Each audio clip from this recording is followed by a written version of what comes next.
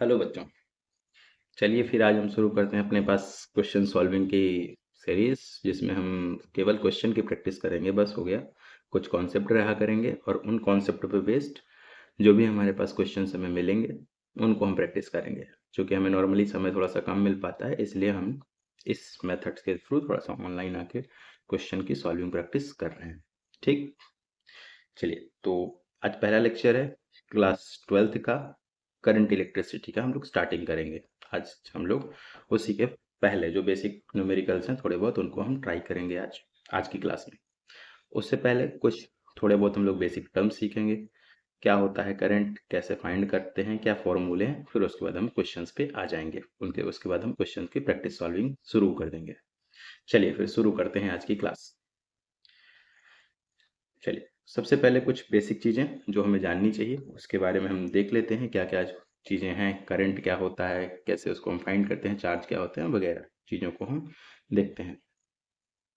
तो सबसे पहले इलेक्ट्रिक करंट के बारे में हम जानते हैं। क्या होता है इलेक्ट्रिक करंट? तो जो पढ़ने वाले हैं वो भी हम क्या पढ़ेंगे भाई आज? इलेक्ट्रिक करंट के बारे में ही पढ़ेंगे। ठीक है, क्या देखेंगे सबसे पहले? इलेक्ट्रिक करंट के बारे में। क्या होती है आखिर इलेक्ट्रिक करंट, किसे कहते हैं, उसके बारे में। तो देखिए, आप हमेशा से पढ़ते आए हैं कि जो इलेक्ट्रिक करंट होती है, क्लास 10th की डेफिनेशन में सेम यही था। जो इलेक्ट्रिक करंट होता है उसको हम डिनोट करते हैं आई से, और आई इज इक्वल टू होता है क्यू बाई टी, जिसको आप सीधे बोल देते हैं rate of change of charge. Charge क्या होता है? आशा है आप थोड़ा बहुत जानते होंगे चार्ज क्या होता है। जैसे कि चार्ज को हम डिफाइन करते हैं कि भाई जैसे इलेक्ट्रॉन होता है, इलेक्ट्रॉन एक, आप समझिए एक बॉडी की तरह होता है। जैसे इमेजिन करिए कि आपके पास एक बॉल है, तो बॉल का मास होता है जैसे जैसे मान लीजिए कि मेरे पास एक बॉल है। इस बॉल का क्या होगा? कुछ ना कुछ मास होगा।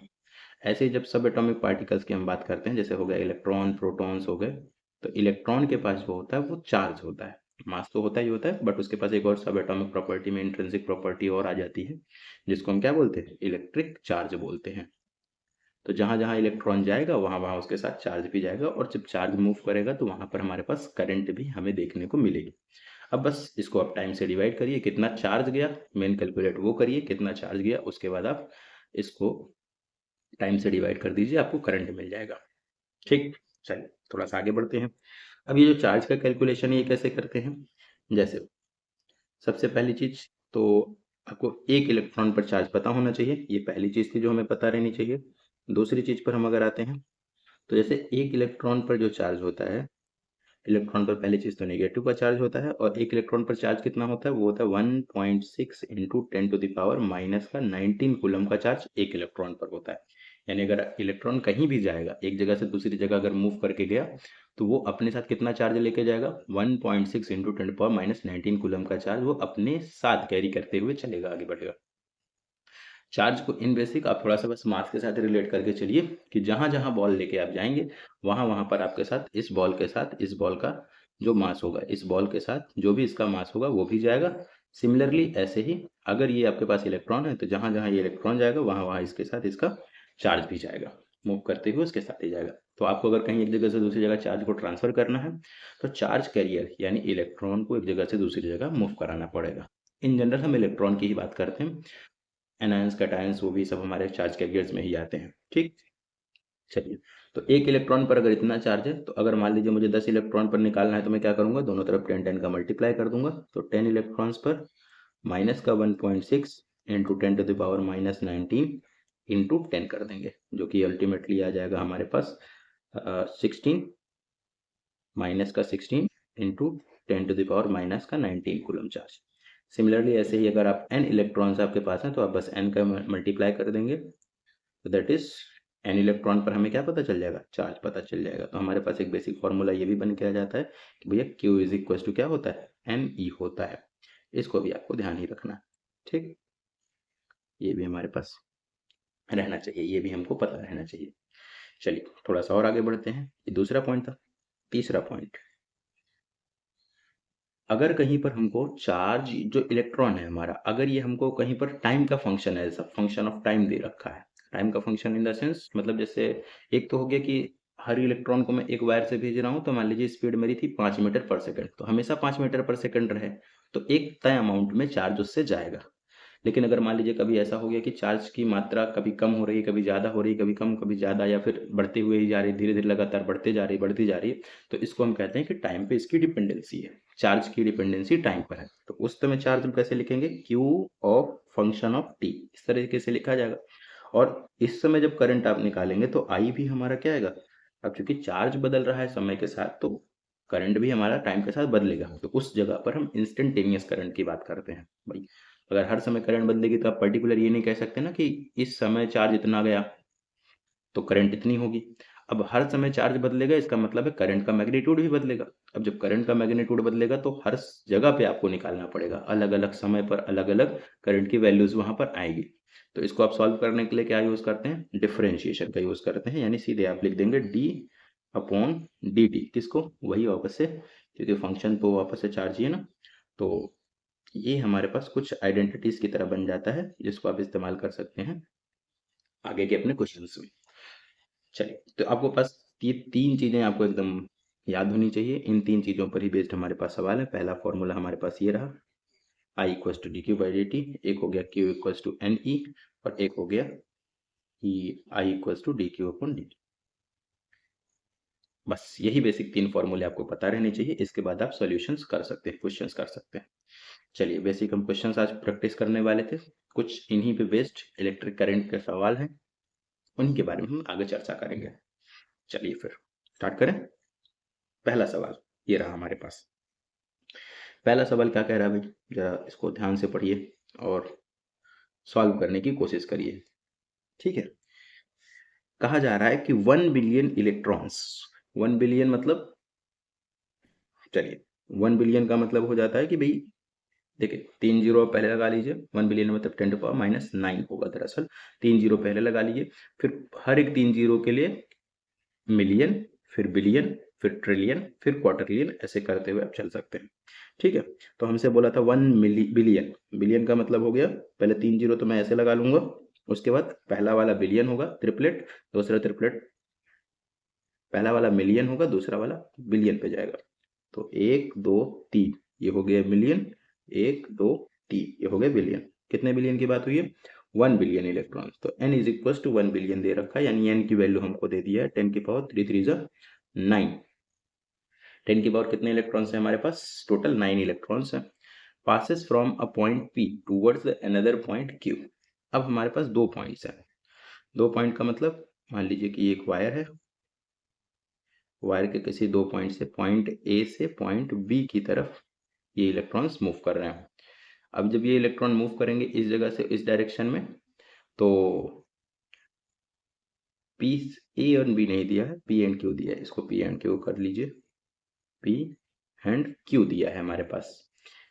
एक पॉइंट से दूसरे पॉइंट में 1 बिलियन इलेक्ट्रॉन्स पास कर रहे हैं, 1 billion electrons passes from point P towards the another point Q in 10 to the power 3 second. Time कितना दे रखा है आपको, 10 टू द पावर -3 सेकेंड, 10 की power -3 second. What is the current in ampere and what is its direction. तो सबसे पहले आपको करंट निकालना है, एम्पियर में निकालिए करंट, और उसकी डायरेक्शन क्या होगी उसके बारे में इनको बताइए। ठीक, करंट का आपने फॉर्मूला क्या पढ़ा है भाई, देखो सबसे पहला काम तो आपको सारी चीजें एसआई यूनिट में पुट करनी होती है। एसआई यूनिट का मतलब टाइम सेकंड में होना चाहिए, चार्ज हमारा कूलम में होना चाहिए, और नंबर की कोई यूनिट नहीं होती, तो एन को एज इट इज छोड़ दीजिए। एन दिया है और टी दिया है, और हैं इलेक्ट्रॉन्स की बात हो रही थी, यहाँ से इधर कौन जा रहा है, इलेक्ट्रॉन जा रहा है, तो इलेक्ट्रॉन मोशन कर रहा है। इलेक्ट्रॉन के ऊपर एक निगेटिव चार्ज होता है, वो आप ध्यान रखिएगा, इसके ऊपर कौन सा चार्ज रहता है, निगेटिव का चार्ज होता है। तो करंट पहले निकालिए, मैग्नीट्यूड ऑफ करंट, तो आई इज इक्वल टू क्या हो जाएगा, आई का मैग्नीट्यूड हम दरअसल निकाल रहे हैं, तो आई इज इक्वल टू होता है क्यू बाई टी, और क्यू इज इक्वल टू होता है N E. Q equal to क्या होता है, एन ई, अभी देखा था, इंटू टी। डायरेक्ट चार्ज नहीं दिया तो पहले आपको चार्ज कैलकुलेट करना पड़ेगा, फिर उसके बाद आप टाइम पे पुट करिए, डायरेक्ट आंसर आ जाएगा। एन की वैल्यू दी है 10 to the power 9 into electron पे चार्ज कितना होता है, 1.6 into 10 to the power -19 coulomb का चार्ज होता है इलेक्ट्रॉन पर, और टाइम दे रखा है 10 टू द पावर 3 माइनस का। इसको सिंप्लीफाई कर लीजिए, डाटा डाटा एक तरफ कर दीजिए, 1.6 इंटू 10 की पावर 9 -19 और ये ऊपर जाके प्लस हो जाएगा तो प्लस का 3 कितना हो जाएगा ये 1.6 इंटू 10 की पावर 9 माइनस 19 माइनस का 10 और प्लस का 3 तो माइनस का 10 प्लस का 3 यानी माइनस का 7 आ जाएगा हमारे पास। और ये वैल्यू आ गई किस में एम्पियर में। तो मैग्नीट्यूड ऑफ करंट कितना आ गया ampere 1.6 into 10 to the power -7 ampere. और इसकी डायरेक्शन क्या होगी डायरेक्शन के बारे में क्या कहेंगे तो देखिए चूंकि ये हमारे पास इलेक्ट्रॉन है इलेक्ट्रॉन के ऊपर कौन सा चार्ज होता है निगेटिव चार्ज। तो अगर आपको इलेक्ट्रॉनिक करंट के बारे में याद हो तो जो निगेटिव चार्ज जिधर फ्लो करके जाता है उसके अपोजिट में करंट होती है और कन्वेंशनल करंट पॉजिटिव वाले चार्ज की वजह से होती है पॉजिटिव वाले को हम उसके प्लस की डायरेक्शन में ही ले लेते हैं। ठीक है तो डायरेक्शन ऑफ करंट क्या हो जाएगा तो डायरेक्शन ऑफ करंट के बारे में आप क्या लिख सकते हैं कि अगर मेरा इलेक्ट्रॉन पी से क्यू ट्रेवल करके जा रहा है अगर ये इलेक्ट्रॉन मेरा पी से क्यू की तरफ जा रहा है तो इलेक्ट्रॉन पर होता है नेगेटिव चार्ज के कारण करंट क्या हो जाएगी इसके अपोजिट हो जाएगी। तो जो करंट हो जाएगी आई की डायरेक्शन हो जाएगी क्यू से पी की तरफ। ये हमारे पास करंट की डायरेक्शन हो गया और ये हमारे पास उसका मैग्नीट्यूड आ गया मैग्नीट्यूड ऑफ इलेक्ट्रिक करंट। चलिए कोई प्रॉब्लम यहाँ तक ये कंप्लीट। अगले इसमें कोई समस्या नहीं अगले सवाल में बढ़ चले। चलिए नेक्स्ट क्वेश्चन। सब सवालों में वही फॉर्मेट थोड़ा बहुत आप ध्यान रखिए कि क्या आपको कैलकुलेट करना है। सबसे पहला काम तो आपको कैलकुलेट करना है चार्ज मिल गया तो फिर टाइम से डिवाइड कर देंगे। मेन काम है चार्ज को कैलकुलेट करना है। चार्ज अगर आपके पास मिल गया तो चार्ज जैसे ही मिलता है चार्ज को आप टाइम से डिवाइड करिए आपके पास करंट होगा। बेसिक ही ध्यान रखिए चार्ज फाइंड करना है चार्ज मिल गया तो करंट आप निकाल लेंगे। चलिए सबसे पहली चीज सवाल को पढ़िए और गिवन डाटा को नोट करिए। If 2.25 into 10 to the power 20 electrons कितने इलेक्ट्रॉन्स हैं भाई 2.25 into 10 to the power 20 electrons. यहाँ पर इलेक्ट्रॉन की बात हो रही है तो n इज इक्वल टू हो गया 2.25 into 10 to the power 20 electrons passes through a wire in 1 minute. एक हमारे पास वायर है मान लीजिए कि वायर है इस वायर से जो इलेक्ट्रॉन की संख्या पास हो रही है वो ये रही ये हमारे पास इलेक्ट्रॉन्स हैं और ये पास कर रहे हैं कितनी देर में 1 मिनट में। तो टाइम आपको दे रखा है 1 मिनट टाइम हमको दे दिया है 1 मिनट।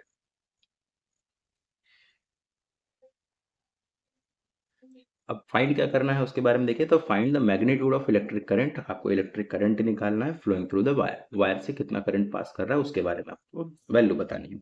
तो सबसे पहले सब चीजें एसआई यूनिट पुट करिए। यहाँ इलेक्ट्रॉन ये नंबर से लिखा है ठीक है चार्ज मत समझ लीजिएगा उसको। तो सबसे पहले देखिए आपके पास टाइम दिया है time should be in second क्योंकि एसआई यूनिट टाइम की क्या होती है सेकंड होती है। तो टाइम को आपको किस में पुट करना पड़ेगा सेकंड में पुट करना पड़ेगा। तो 1 मिनट में कितने सेकंड होते हैं भाई 60 सेकंड। और ये तो एकदम ठीक है नॉर्मल डाटा है तो दे सकते हैं। तो आई इज इक्वल टू वही फॉर्मूला लगाइए क्यू बाई टी। अच्छा क्यू बाई टी का मतलब N E upon T Q is equal to N E होता है Q equal to N E में आप पुट करिए और टाइम से डिवाइड करिए। एन कितना है 2.25 into 10 to the power 20 into एक इलेक्ट्रॉन पर चार्ज कितना होता है तो 1.6 into 10 to the power obvious सी बात है हम मैग्नीट्यूड की बात कर रहे हैं इसलिए साइन को इग्नोर कर रहे हैं ठीक है into 10 to the power minus का 90 अपॉन में क्या जाएगा 60। नंबर एक तरफ 2.25 इंटू 1.6 अपॉन में क्या है 60 है इंटू इंटू करिए इसको 10 टू द पावर 20 माइनस 90 इसको जरा रिसॉल्व करिए। ये आ जाएगा हमारे पास 16 5 जब 16 × 80 यहाँ पर 80 हो गया कैरी 8 हो गया 16 2 जा 32 फिर से 0 हो गया 16 2 जा 32 8 कैरी था वहाँ से 40 हो गया कैरी 4 आ गया 16 2 जा 32 और ये हो गया हमारे पास 32 और कैरी 4 32 36 हो गया 36 हो गया अपॉन 60 पॉइंट कितने डिजिट पे लगेगा तो 3 डिजिट पर 3.6 into 10 for this into 10 to the power 20 plus ये प्लस 1 आ जाएगा। अब इसको भी सॉल्व कर लीजिए तो अच्छा ये वाला 10 की पावर प्लस 1 मतलब 10 है एक 10 से एक ही 0 कट जाएगा। अब 6 इसको काट दीजिए तो 6 6 0 6 एम्पियर। ये आपके पास करंट का मैग्नीट्यूड आ गया। मैग्नीट्यूड ऑफ इलेक्ट्रिक करंट कितना आ रहा है आपके पास, जो इसका मतलब करंट कितना फ्लो हो रही है। डायरेक्शन को हम इग्नोर कर रहे हैं अभी फिलहाल के लिए, क्योंकि उन्होंने डायरेक्शन के बारे में कुछ पूछा नहीं। बाकी अगर उन्होंने वो बताया होते कि इधर से इधर जा रहा है तो हम उसके जस्ट अपोजिट कर लेते, क्योंकि इलेक्ट्रॉन्स है, इलेक्ट्रॉन्स की वजह से अपोजिट डायरेक्शन में करंट जाती है।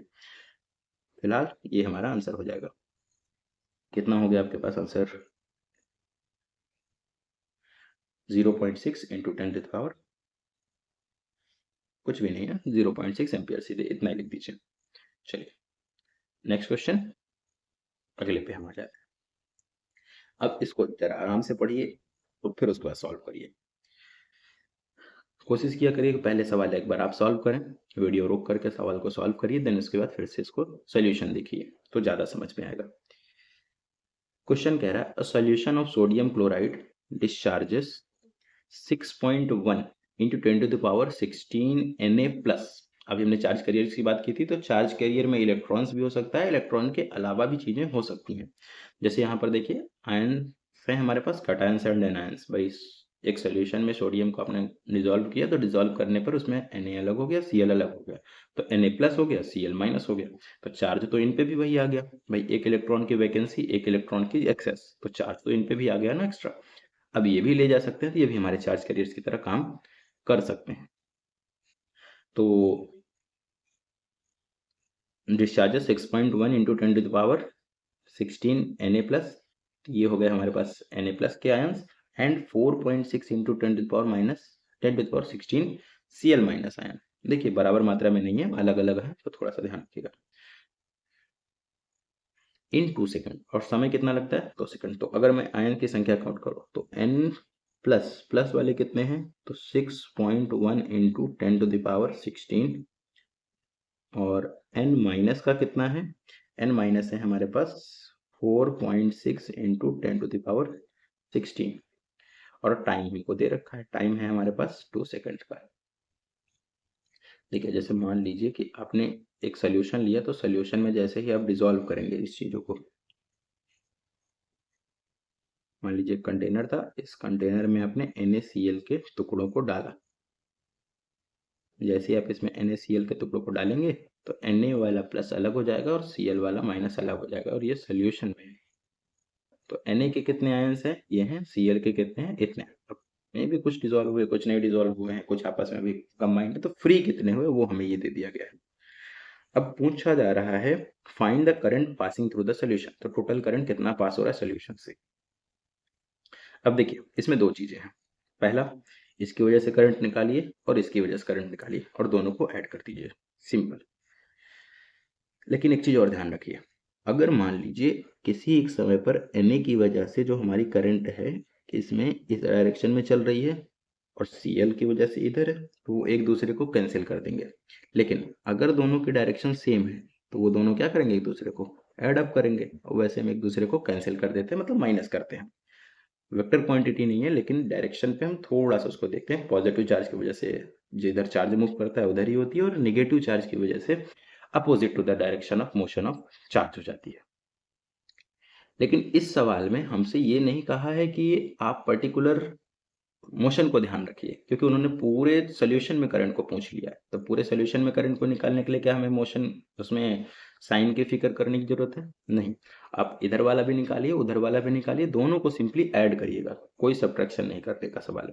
अगर वो चाहेंगे कि आप पॉजिटिव निगेटिव को थोड़ा सा ध्यान दीजिए, तो वहां पर चीजें आपको क्लेरिफाई और की जाएगी, और ज्यादा डिटेल में सवाल बताया जाएगा कि हाँ इधर से इधर पॉजिटिव जा रहा है, इधर से इधर निगेटिव जा रहा है। ठीक, तो दोनों की वजह से करंट निकालिए। अच्छा, एक पॉजिटिव है एक निगेटिव, तो दोनों पे सेम चार्ज होता है, तो आप दोनों एक साथ ही कर सकते हैं। तो I इज इक्वल टू हो गया हमारे पास Q/T। Q इक्वल टू क्या हो गया, Ne/T।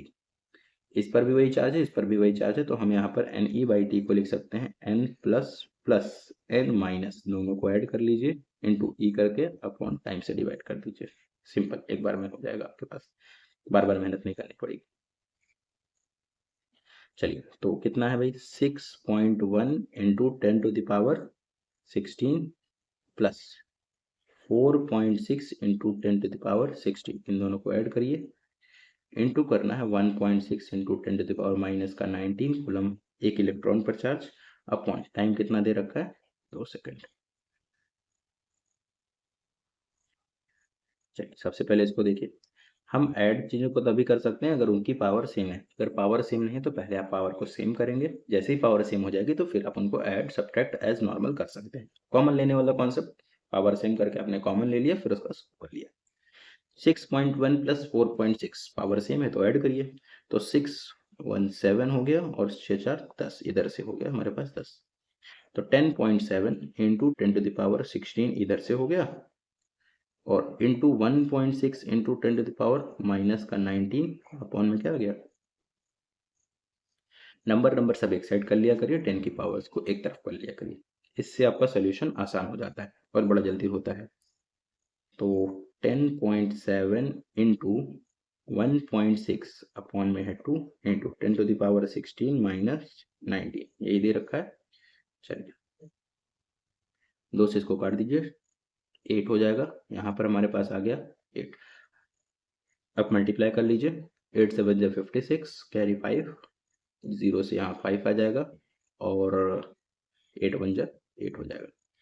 एक डिजिट यहाँ पे है, एक डिजिट यहाँ पर, तो 2 डिजिट पर आपके पॉइंट लग जाएंगे। इंटू 10⁻16 माइनस कितना होगा, माइनस का 3 एम्पियर।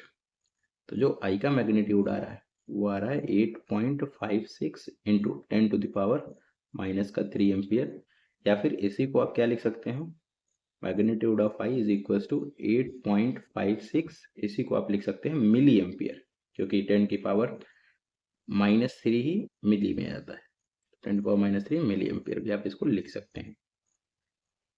चलिए 8.56 इंटू 10⁻³ यानी आंसर यहीं से दे रखा है, कोई प्रॉब्लम नहीं इससे। ठीक, आशा है आप लोग को समझ में आ रहा होगा चीज। चलिए next question, question number 4, an electric current of 2 micro ampere exist in a discharge tube. क्या होता है भाई डिस्चार्ज ट्यूब, तो डिस्चार्ज ट्यूब के बारे में थोड़ा सा आपको पता होगा, फोटो इलेक्ट्रिक इफेक्ट वगैरह जहाँ पे परफॉर्म किए जाते हैं एक्सपेरिमेंट्स, वहाँ पे डिस्चार्ज ट्यूब का इस्तेमाल किया जाता है। एक ऐसे गिलास की ट्यूब होती है, ये हमारे पास एक डिस्चार्ज ट्यूब है। इस डिस्चार्ज ट्यूब में क्या होता है, एक तरफ इधर एक पॉजिटिव कैथोड रख देते हैं, उधर एनोड रख देते हैं, तो एक तरफ इधर का प्लस होता है और इधर माइनस पे बैटरी कनेक्ट कर दी जाती है, तो इसको तुम डिस्चार्ज ट्यूब बोलते हो। ठीक है, अब इसमें क्या बताया गया, इस डिस्चार्ज ट्यूब में से इलेक्ट्रॉन निकल करके इधर जाते हैं, चार्जेस हमारे इधर मूव करते हैं, तो उनकी वजह से करंट वगैरह नापी जाती है। अब इसके बारे में क्या बता रहे हैं, एन इलेक्ट्रिक करंट, तो यहाँ पर करंट आपको दे दिया है, करंट है भैया 2 micro ampere exist in a discharge tube, तो यहाँ से इधर जाने में कितना करंट है, 2 माइक्रो एम्पियर का करंट। करंट का मतलब charge per unit second, per unit time जिसको कहते हो, एक सेकंड मतलब आप कंसीडर उसको कर सकते हो। तो कहा जा रहा है electric current of 2 micro ampere exist in a discharge tube, एक डिस्चार्ज ट्यूब में 2 माइक्रो एम्पियर की करंट है। How much charge flows across the cross section of a tube in 5 minute, तो टाइम दे रखा है आपको, कह रखा है 5 मिनट में बता दीजिए, 5 मिनट में बता दीजिए कि कितना आखिर चार्ज इधर से उधर ट्रांसफर हुआ।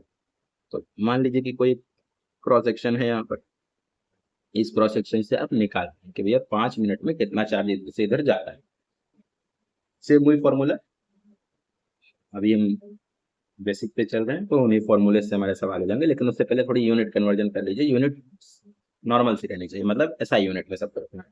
तो ये 5 मिनट में दिया है, तो सबसे पहले इसे कन्वर्ट कर लीजिए, तो 5 इंटू 60 कर देंगे तो ये 5 सेकंड हो जाएगा, मत बदलिए, लास्ट में भी कैलकुलेशन ईजी हो जाए। इधर भी आएंगे तो इधर भी आप इसको लिख सकते हैं 2 इंटू 10⁻6 एम्पियर, मिली एम्पियर। अब आपको फॉर्मूला पता है, I is equal to Q by T. I की वैल्यू हमको दे रखी है 2 इंटू 10⁻6, नहीं -6, 6 तो ओमेगा हो जाएगा, 6 इज इक्वल टू क्यू हमें फाइंड ही करना है, अपॉन 5 इंटू 60, इन सबको उधर भेज दीजिए, तो 5 into 60 into 2 into 10⁻6 is equal to Q, तो Q is equal to 5 to the 10 और 60 यानी 600, 600 इंटू 10⁻6 कूलम का चार्ज आएगा। इसको आप लिख सकते हैं Q इज इक्वल टू चाहे यहीं से आप लिख दीजिए इसको 600 माइक्रोकूलम लिख दीजिए, या इसको आप लिख दीजिए 6 इंटू, देखिए अब 600 से आपने मैग्नीट्यूड को कम किया है तो पावर बढ़ जाएगी, यानी 10 की पावर -6 से +2 पर कितना हो जाएगा, 6 इंटू 10 की पावर -4 m। तो दोनों आप लिख सकते हैं, इच्छा रहे चाहे ये वाला आंसर लिख दीजिए, इससे कोई प्रॉब्लम नहीं होने वाली है, या मान लीजिए आपको दूसरा लिखना है, वो डिपेंड करेगा कि किस फॉर्मेट में क्वेश्चन में आंसर दे रखा है। ये दोनों दोनों आप आंसर लिख सकते हैं, इन दोनों में कोई समस्या आपको नहीं होगा, नहीं। ठीक, चलिए अगले क्वेश्चन की ओर हम बढ़ते हैं। इन हाइड्रोजन एटम, अब हाइड्रोजन एटम पे थोड़ी सी बात हो रही है। हाइड्रोजन एटम क्या होता है, हाइड्रोजन एटम में एक हमारे पास तरीके का सर्कल बना लीजिए जिससे ऑर्बिट उसका आप दिखा सके। ये हमारे पास एक मान लीजिए ऑर्बिट हो गया। अब इसमें क्या है, इलेक्ट्रॉन मूव कर रहा है, इसको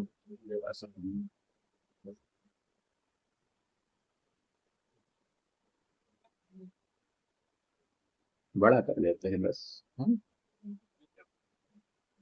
ये अब हाइड्रोजन एटम की खास बात क्या होती है कि उसके सेंटर पर बस एक हमारे पास प्लस होता है, और बाकी एक हमारे पास यहाँ पर इलेक्ट्रॉन, ये आपस में रिवॉल्व करते रहते हैं।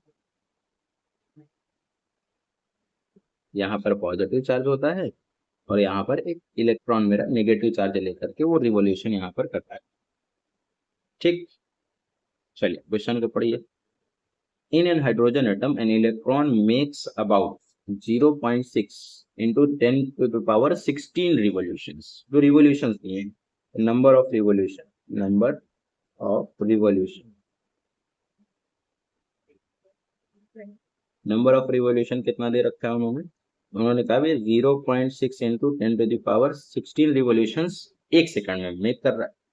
वो इलेक्ट्रॉन जो है हमारा, देखिए इलेक्ट्रॉन काफी तेजी से घूमता है, तो एक सेकंड में वो 10 to the power 16 रिवोल्यूशंस कर सकता है, कोई प्रॉब्लम उसके लिए नहीं है।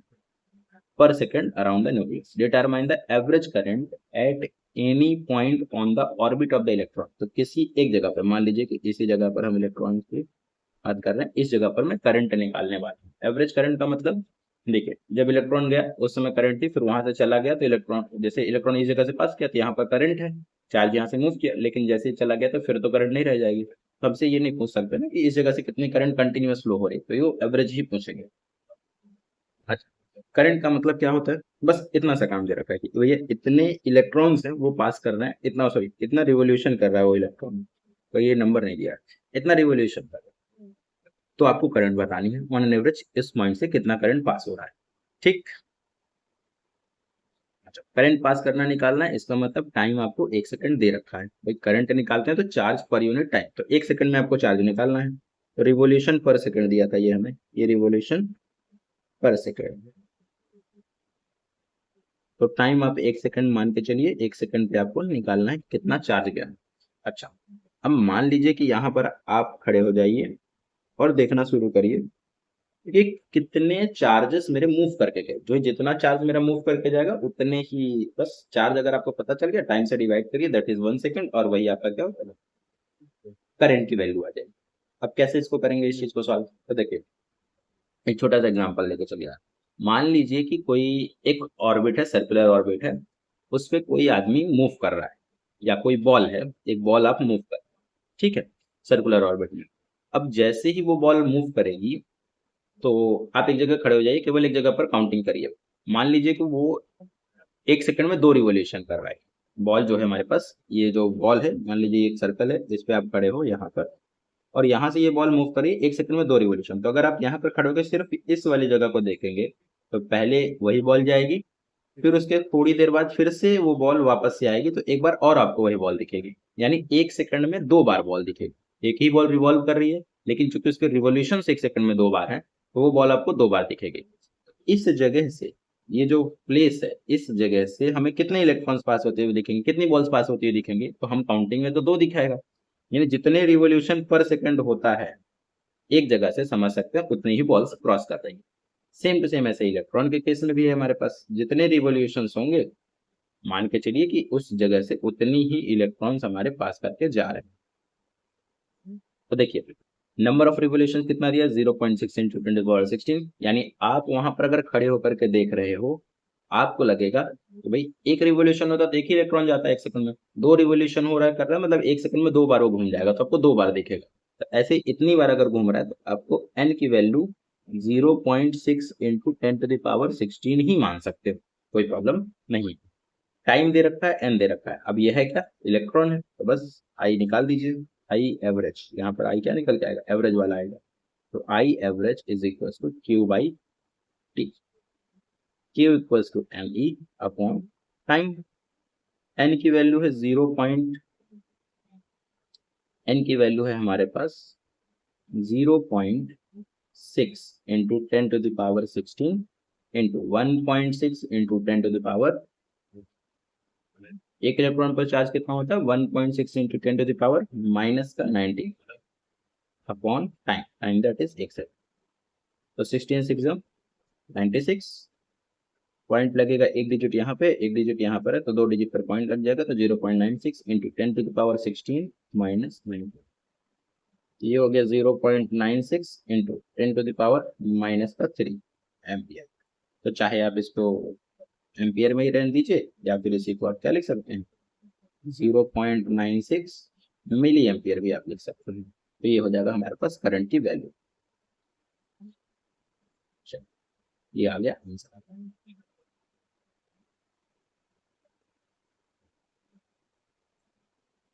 चलिए आंसर सही।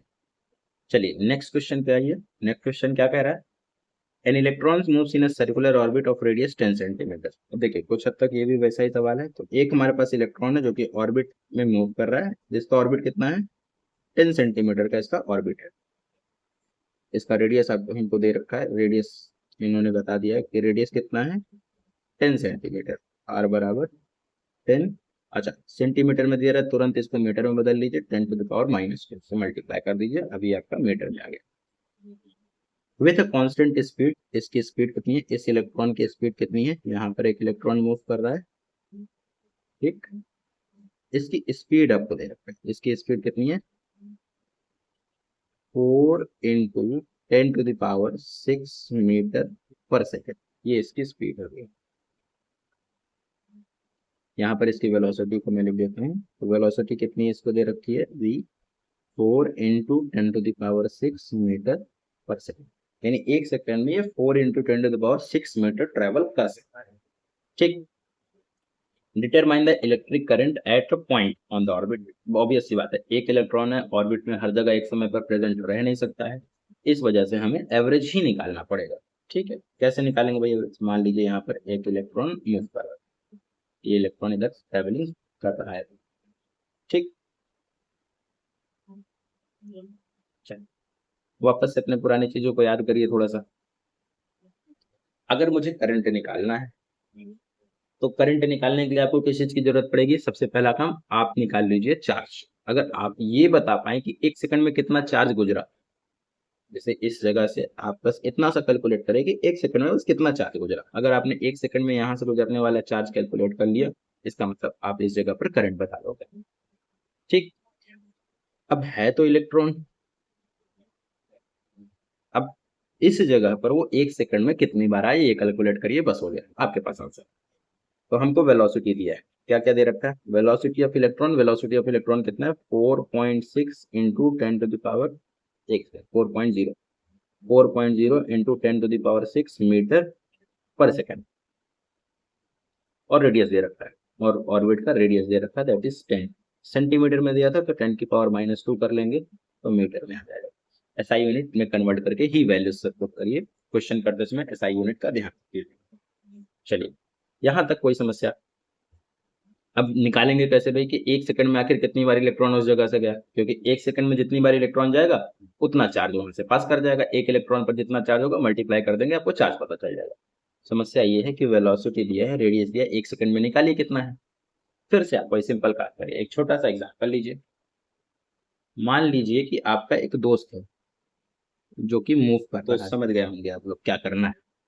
ठीक, एक बार मैं वापस से आपको बता दे रहा हूँ। मान लीजिए कि आपका कोई एक दोस्त है जो 1 सेकंड में किसी राउंड का 2 चक्कर लगाता है। तो आपको कितनी बार दिखेगा एक जगह पे? 2 बार दिखेगा ना। दोस्त एक ही है लेकिन 2 चक्कर लगाने की वजह से 2 बार दिख रहा है, तो आप कह देंगे 2 लड़के गए, ऐसे समझ सकते हैं। तो वैसे ही अगर एक इलेक्ट्रॉन है, अगर वो उसकी कुछ वेलोसिटी आपको पता है, तो बस आप ये निकालिए कि कितने चक्कर वो लगाएगा। कैसे निकालेंगे भाई? नंबर ऑफ रिवोल्यूशंस निकालना में है, तो नंबर ऑफ रिवोल्यूशन कैसे निकालेंगे? इसके लिए भी एक छोटा सा एग्जांपल रख लीजिए। मान लो कि भाई तुम्हारा जो दोस्त है वो मूव कर रहा है 10 मीटर पर सेकंड से। जो तुम्हारा दोस्त है, ये दोस्त है तुम्हारा, इसकी वेलोसिटी कितनी है? 10 मीटर पर सेकंड। ये भाग रहा है, इस पे भाग, और इसका पूरा सरकमफ्रेंस मान लो 5 मीटर का है, पूरा सरकमफ्रेंस। तो एक बार वो यहाँ पर तुम खड़े होकर के देखोगे अगर, तो तुमको वो कितनी बार दिखेगा? 2 बार दिखेगा। भाई 10 मीटर पर सेकंड से भाग रहा है, तो इसका मतलब 1 सेकंड में 10 मीटर वो ट्रेवल करेगा, और रास्ता पूरा का पूरा है 5 मीटर का ही। इसका मतलब पहले आधे सेकंड में 5 मीटर जाएगा, एक बार क्रॉस हो चुका, फिर एक बार और 5 मीटर जाएगा, यानी 2 बार क्रॉस हो चुका। तो जितना स्पीड है, वेलोसिटी, इसको 5 से आपने डिवाइड कर दिया तो आपको 2 आ गया था, यानी वेलोसिटी डिवाइडेड बाय सरकमफ्रेंस आप कर दीजिए, आपको आपका आंसर मिल जाएगा। तो वेलोसिटी डिवाइडेड बाय सरकमफ्रेंस हमें मिलेगा number of revolution. Number of revolution ही मेरा एन की वैल्यू हो जाएगा, और एक बार आपको एन पता चल गया तो bus queue equal to N ही लगा देंगे तो चार्ज पता चल जाएगा, और चार्ज पता चलेगा तो काम खत्म। तो सबसे पहले आप निकालिए उसके रिवोल्यूशंस। रिवोल्यूशन के बाद आप रिवोल्यूशन निकल जाएंगे तो वही हमारा एन हो जाएगा, एन से हमारा क्यू निकल आएगा, और क्यू को अगर आपने टाइम से डिवाइड कर दिया तो हमारे पास आई आ जाएगा। बस यही प्रोसेस है सवाल में। चलिए शुरू करें, इसको हम लोग सॉल्व करते हैं।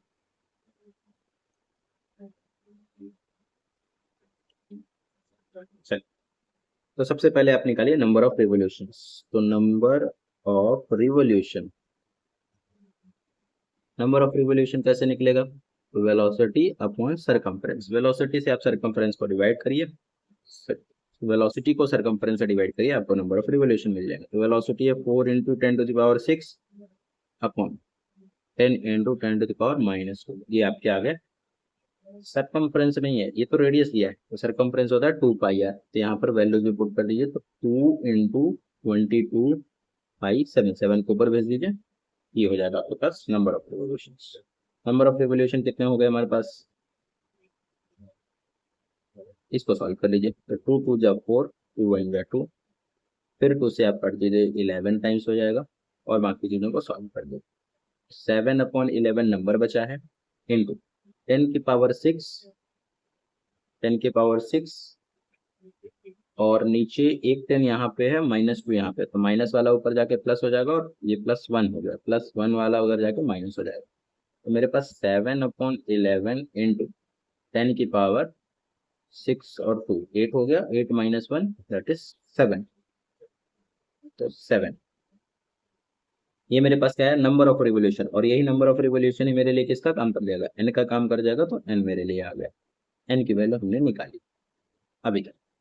अब एन पता चल गया, आपने रिवोल्यूशन को ही एन कहा, एन ही है मेरा नंबर ऑफ रिवोल्यूशन हो जाता है। अब जैसे आपको नंबर ऑफ रिवोल्यूशन पता चल जाए तो क्या निकालेंगे आप? फिर उसके बाद नंबर ऑफ रिवोल्यूशन के बाद आप जस्ट क्यू निकालिए। तो इलेक्ट्रॉन मूव कर रहा था, तो क्यू हो जाएगा हमारे पास Q equals to N, Q equals to हो जाएगा एन इंटू ई।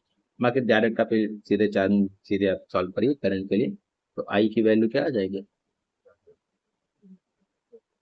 अगर मैं आई की वैल्यू लिखूंगा तो आई इज इक्वल टू क्यू/टी, क्यू इक्वल टू NE/T, सीधे यहाँ से आप निकाल लीजिए।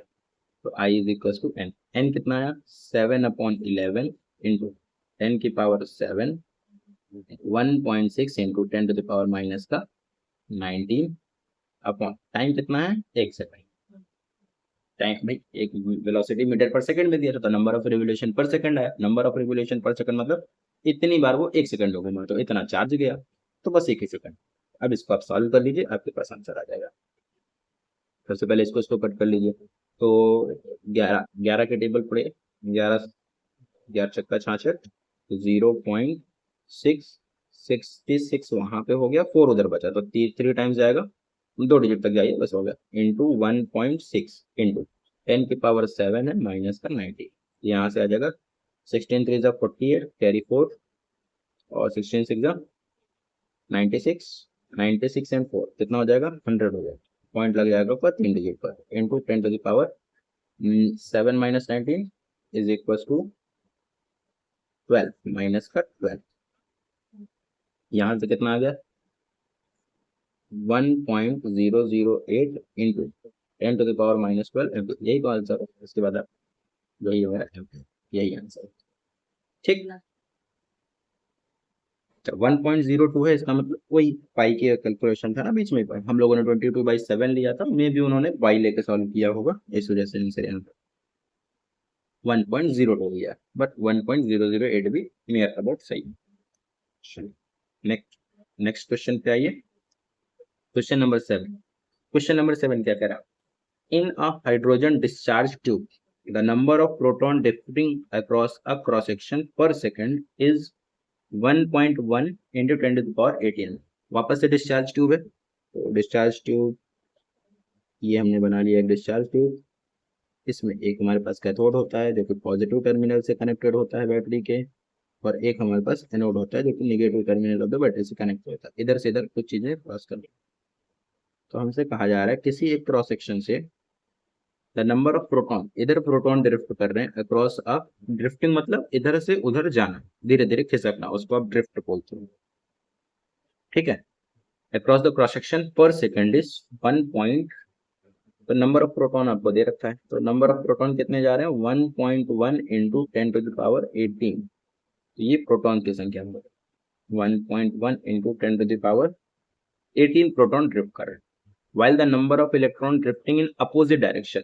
अब यहाँ पर आपको ध्यान देना कि भैया इन्होंने देखो क्लेरिफाई किया आपको कि ये जो इलेक्ट्रॉन्स मूव कर रहे हैं वो अपोजिट डायरेक्शन में मूव कर रहे हैं, और होता भी वापस से बात है कि डिस्चार्ज ट्यूब पे पॉजिटिव नेगेटिव टर्मिनल अगर फिक्स है, तो प्रोटॉन अगर इधर जा रहे हैं तो उनके अपोजिट फोर्स लगेगा इलेक्ट्रॉन्स पर, वो दूसरी तरफ जाएंगे। यहाँ पर आप एक डायरेक्शन उन्होंने बता रखी है, तो आपको डायरेक्शन का भी ध्यान रखना है। क्या कहा है, while the number of electrons drifting in opposite direction, electrons हमारे अपोजिट डायरेक्शन में मूव कर रहे हैं, और ये जो इलेक्ट्रॉन का मोशन है अक्रॉस अनदर क्रॉस सेक्शन, तो मान लीजिए कि कोई और क्रॉस सेक्शन है ये वाला, जिससे इधर की तरफ मेरे इलेक्ट्रॉन्स जा रहे हैं, तो ये इलेक्ट्रॉन्स है और ये वाले प्रोटॉन्स है। तो इलेक्ट्रॉन की संख्या कितनी है, वो भी है 3.1, ये कितना 3.1 इंटू 10 to the power 18 पर second. Find the number of electron लिख लीजिए, नंबर ऑफ इलेक्ट्रॉन्स लिख लीजिए 3.1 इंटू 10 to the power 18 पर second. Find the current flowing through the tube, वापस से करंट बताना है, तो बस आपको ये निकालना है कि 1 सेकंड में कितना चार्ज गया। तो ये दोनों एक ही सेकंड के इलेक्ट्रॉन्स की डेंसिटीज दी है, नंबर ऑफ इलेक्ट्रॉन्स दी है, इसका मतलब आपको टाइम 1 सेकंड ही यूज कर देना है भाई। जितना एक, अगर 1 सेकंड में नंबर ऑफ इलेक्ट्रॉन्स प्रोटॉन दिए हैं, तो इसका मतलब जो भी करंट आएगी वो 1 सेकंड की आएगी, और वही हमारे पास जो भी चार्ज आएगा वो 1 सेकंड का आएगा, और वही हमारे पास करंट हो जाता है। तो सिंपल, तो देखिए दो मेथड से आप कर सकते हैं, या तो एक डायरेक्टली आप सीधे दोनों को ऐड सेपरेट कर लीजिए जो भी करंट की वजह से आने वाला, या फिर आगे चल करके पहले इसकी वजह से करंट निकालिए, फिर इसकी वजह से एक बार करंट निकालिए, और दोनों को निकाल के सेपरेट कर लीजिए। सब्ट्रैक्ट क्यों करेंगे, क्योंकि प्रोटॉन की वजह से अगर करंट इधर है, तो इलेक्ट्रॉन अगर इधर भी जा रहा है तो उसकी वजह से करंट, 1 सेकंड सब्ट्रैक्ट नहीं कर सकते आप, ऐड ही करना पड़ेगा, क्योंकि देखिए डायरेक्शन तो ध्यान रखनी है, और डायरेक्शन में ध्यान क्या रखना, देखो पॉजिटिव चार्ज है, अगर प्लस चार्ज इधर मूव कर रहा है, यानी करंट की डायरेक्शन भी क्या आएगी, इधर ही आएगी।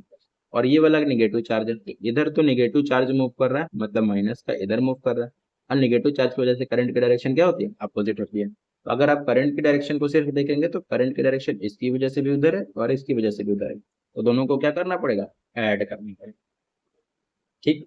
तो सिंपल, दोनों को आप ऐड कर दीजिए, तो दोनों को अलग अलग करंट निकाल के भी ऐड कर सकते हैं, और आप ऐसे भी कर सकते हैं कि I is equal to Q by T होता है, Q equal to N E by T, एक ही बार में दोनों को ऐड कर लीजिए, तो N P plus N E, जो कि ऐड होना था करंट, सेम यही कैलकुलेशन जाएगा उधर भी, और दोनों वैल्यूज पुट कर दीजिए, सॉल्व कर लीजिए। 1.1 इंटू 3.1, और पावर दोनों की कॉमन होती है, तभी ऐड आप कर सकते हैं। 18 into 1.6 into 10 to the power minus का 19 अपॉन में टाइम, दैट इज 1 सेकेंड। तो 1.1 ये हो जाएगा 4.2 into 1.6 into 10 to the power 18 -90 upon का 1 तो इग्नोर करिए क्योंकि अपॉन के 1 से कोई लेना देना है नहीं, डायरेक्ट सिंपल सॉल्व करिए।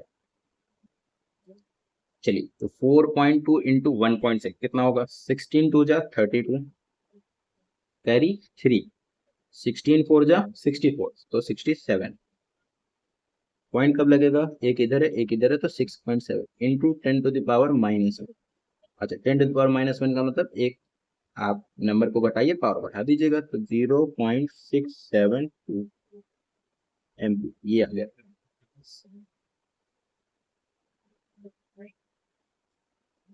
ये आ गया। चल समझ में आ गया, उम्मीद है आ गया होगा आप लोग को समझ में। तो प्रैक्टिस हो चुकी है, थोड़े बहुत क्वेश्चंस भी हम लोग कर चुके हैं। चलिए नेक्स्ट क्वेश्चन देखिए। अब ये आ गया आपके पास एक सवाल based on differentiation and integration calculus थोड़ा बहुत, क्योंकि यहाँ पर थोड़ा सा चार्ज हमारा अलग टाइप से दे रखा है, फंक्शन अलग है। चलिए the amount of charge passing through a cross section of wire is Q T. Q T कितना है, देखिए आपको एक चार्ज फंक्शन दे रखा है क्यू ऑफ टी जो है, ये फंक्शन दे रखा है टाइम का, तो A T square plus B T plus C, ये वाला चार्ज जो है वो हमारा फंक्शन दे रखा है किस चीज का, टाइम। इसमें कुछ कॉन्स्टेंट्स हैं ए बी और सी कॉन्स्टेंट। पहला सवाल क्या कह रहा है आपको, पहला सवाल हमसे कह रहा है कि राइट द डायमेंशनल फॉर्मूला। सबसे पहले इनका डायमेंशनल फॉर्मूला लिखिए, ए का बी का और सी का। पहले चैप्टर का थोड़ा बहुत डायमेंशनल एनालिसिस आपको आना चाहिए, तभी आप सवाल आगे बढ़ के सॉल्व कर पाएंगे, नहीं तो फिर प्रॉब्लम है। खैर कोई यहाँ पर तो कोई दिक्कत नहीं, यहाँ पर तो हम बताएंगे ही बताएंगे। इफ सेकंड में क्या कर रहा है, if the values of A B and C in SI units are 5 3 and 1, A B C की वैल्यूज दे रखा है, then find the value of current in 5 second. देखिए इंस्टेंटेनियस करंट था तो पर्टिकुलर एक सेकंड पे पहुंचा, ना कि एवरेज वगैरह की बात किया कि आप एवरेज करंट निकालिए कैसे निकालिए, उसकी बात नहीं की है। इन्होंने कहा 5 सेकंड पर आप निकाल दीजिए, बस हो सिंपल। तो सबसे पहले सवाल को सॉल्व करते हैं, देन उसके बाद फिर हम लोग आगे धीरे धीरे बढ़ते हैं। पहला, तीनों का पहले ए बी और सी जो कॉन्स्टेंट्स हैं, इन कॉन्स्टेंट का डायमेंशनल फॉर्मूला निकालिए। तो डायमेंशनल फॉर्मूला पहले चैप्टर से आप पढ़ चुके हैं, याद होगा कि अगर भाई ऐड हो रही हैं क्वांटिटीज या सब्ट्रैक्ट हो रही हैं तो दोनों के डायमेंशन सेम होने चाहिए। आम से आप आम ही ऐड कर सकते हो, आम से अंगूर नहीं ऐड कर सकते हो, है ना। अगर एक बैग में आपके पास कुछ आम है कुछ अंगूर है, मान लीजिए 5 आम है 3 अंगूर, उनको उसमें डाल दीजिए। तो आप ये नहीं कह सकते कि 5 3 8 आम हो गए या फिर 8 अंगूर हो गए। या तो आप बोलेंगे 5 आम है प्लस और 3 अंगूर है। अगर डिफरेंट काइंड की चीजें होंगी तो आप उनको ऐड नहीं कर सकते। लेकिन यहाँ पर देखिए तीनों को ऐड करके मुझे चार्ज मिला, यानी चार्ज से चार्ज ही ऐड हुआ होगा, तो ए बी स्क्वायर भी चार्ज है, बी टी भी चार्ज होगा और सी भी मेरा चार्ज ही होना चाहिए। डायमेंशनली दोनों तीनों की वैल्यू सेम आनी चाहिए। तो यानी क्यू ऑफ टी का जो डायमेंशन होगा वही डायमेंशन मेरा ए ऑफ टी का भी, ए स्क्वायर का भी होना चाहिए, वही डायमेंशन मेरा बी ऑफ टी का भी होना, बी इंटू टी का भी होना चाहिए, और वही डायमेंशन मेरा सी का भी होना चाहिए। ठीक, तो तीनों को आप फाइंड कर दीजिए। पहले वाले को लेकर चलिए। तो क्यू ऑफ टी का जो डायमेंशन ये मल्टीप्लाई में नहीं है, वही डायमेंशन किसका होना चाहिए, ए ऑफ टी स्क्वायर। तो क्यू ऑफ टी का तो 80 होता है, चार्ज का 80 इज इक्वल टू ए का और टी का वापस से कितना हो जाता है, टी की पावर 2।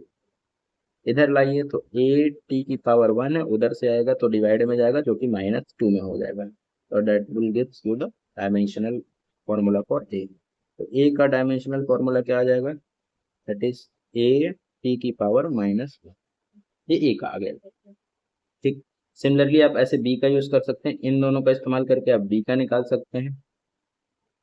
क्या हो जाएगा, तो क्यू ऑफ टी का जो भी डायमेंशन होगा वो बी इंटू टाइम का होने वाला है। तो ये तो 80 है, इज इक्वल टू बी का dimensional formula into time power 1। Power 1 से ये कैंसिल हो जाएगा तो सिंपली ए बचेगा, that is A is equal to B. B का डायमेंशनल फॉर्मूला क्या हो जाएगा, यही हो जाएगा ए। तो dimensional formula for B is equation A. और लास्ट बचा आपके पास थर्ड। थर्ड क्या होगा, सी वाला, तो क्यू ऑफ टी इसका जो भी डायमेंशनल फॉर्मूला होगा वो मेरे सी के डायमेंशनल फॉर्मूला के बराबर जाएगा। तो ये तो सीधे दे दिया है, कुछ है ही नहीं उधर। एटी आप लिखिए, एटी का डायमेंशनल फॉर्मूला सी के बराबर आएगा, यानी सी का भी डायमेंशनल फॉर्मूला ए टी। तो तीनों पैरामीटर्स का आपने डायमेंशनल फॉर्मूला निकाल लिया, ये तीनों के आंसर हो गए।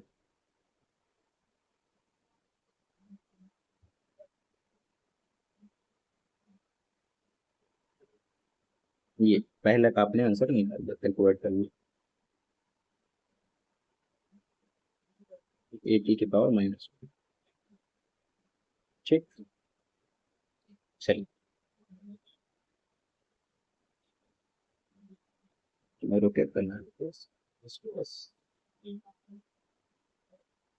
ठीक, तीन के तीनों आपने कर लिए। अब इसी के क्वेश्चन नंबर 2 पे आ जाइए। क्वेश्चन नंबर 2 पे आने के लिए एक सेकंड, स्लाइड हमारे पास नहीं है, थोड़ी सी ऐड करते हैं।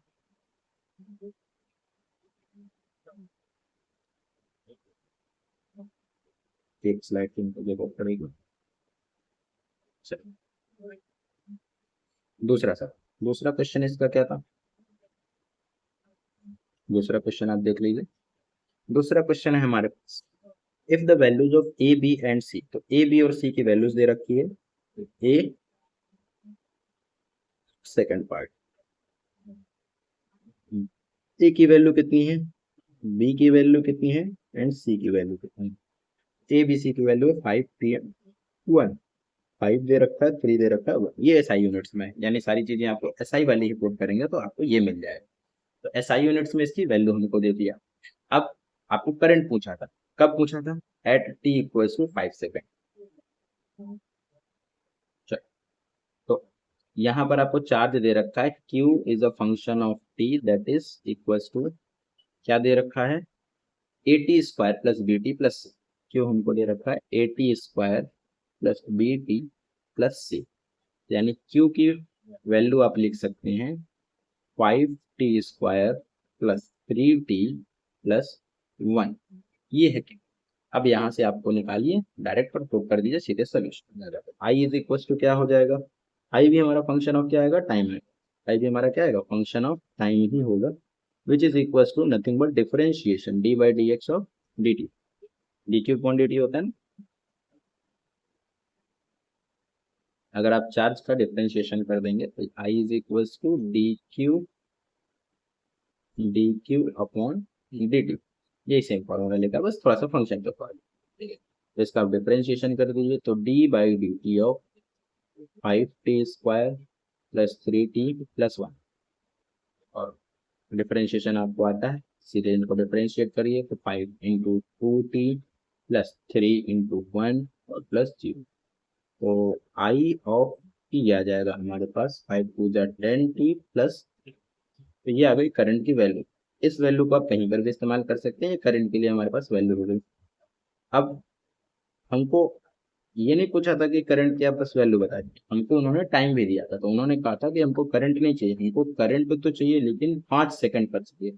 तो आई टी की जगह क्या पुट कर देंगे, 5 पुट कर दीजिए, आपके पास आंसर आ जाएगा।